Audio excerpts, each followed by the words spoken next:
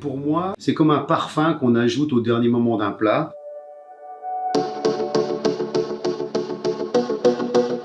Alors pourquoi j'utilise le maestro en cuisine? C'est effectivement une praticité, une facilité et un terrain de jeu incroyable. Le moulin, il est assez simple et complexe en même temps. C'est un petit peu comme ma cuisine. C'est très lisible, très compréhensible et en même temps, ça permet de s'amuser tout le temps. Pour moi, c'est comme un parfum qu'on ajoute au dernier moment d'un plat.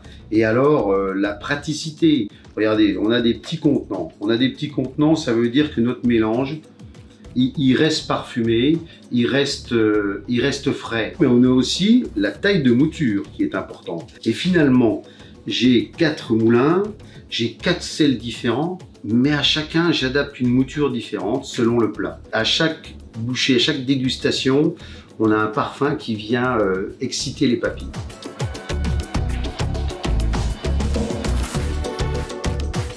Alors déjà, on découvre cette innovation de sel glace.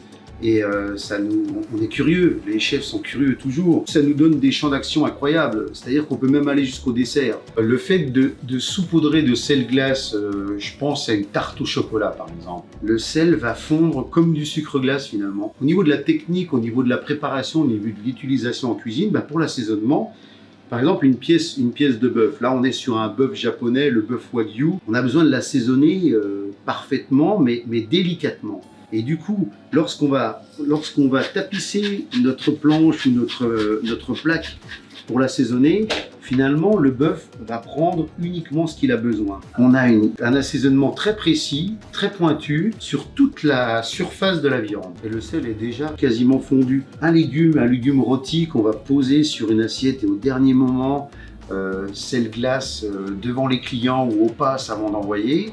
Et là, on s'amuse avec le sel, encore une fois. Il y a une liberté et c'est ce qui fait la richesse de la cuisine et pour tous les cuisiniers.